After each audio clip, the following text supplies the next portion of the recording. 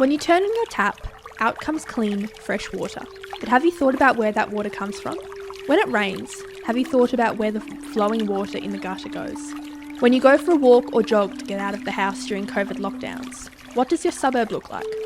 Does your local area have open space with wetlands? Does your local waterway look natural, lined with native vegetation and support wildlife? Or is it a concrete channel? How fast is water flowing? And what colour is the water? What would you be willing to pay in your water bill to protect or improve these places in your local area? We take so much for granted in modern life, but these are all examples of the water cycle. It might surprise you to learn that decisions were made before your suburb existed, and even before you were born, which now influence the place you call home in just about every way. Those decisions also impact people living downstream, and new suburbs being developed upstream will also impact your local waterway in the future. Voices for Waterways is a web-based portal that harnesses the latest Victorian waterway and environmental data and gives upstream and downstream communities access to sound information and a genuine role in key water cycle decisions before they are made. The portal is an interactive map linked to future development plans in your catchment and will enable you to have a direct say on issues that will impact your waterway. Your perspective will be collated and made available to organisations like Melbourne Water and the Victorian Planning Authority when they are making key decisions about the future of your water. Take for example Merri Creek, one of Melbourne's iconic urban waterways.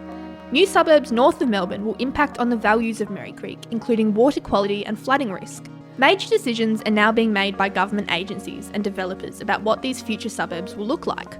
But without anyone yet living there, a genuine community voice in these plans is often lacking. Voices for Waterways would allow you to have a genuine say. Should natural wetlands and floodplains in the headwaters of Merri Creek be restored and retained as open space in a new regional park?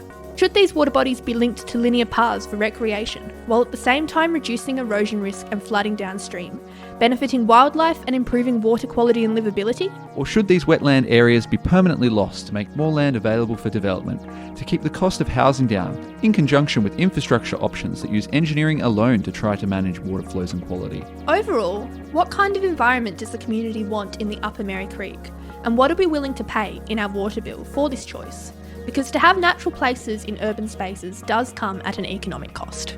Outlining the options and pressures in a clear and concise way, based on sound data, and openly explaining the trade-offs, including the economic cost, will improve the ability of the community to meaningfully engage with integrated water management planning and influence the decisions that impact the places where they live.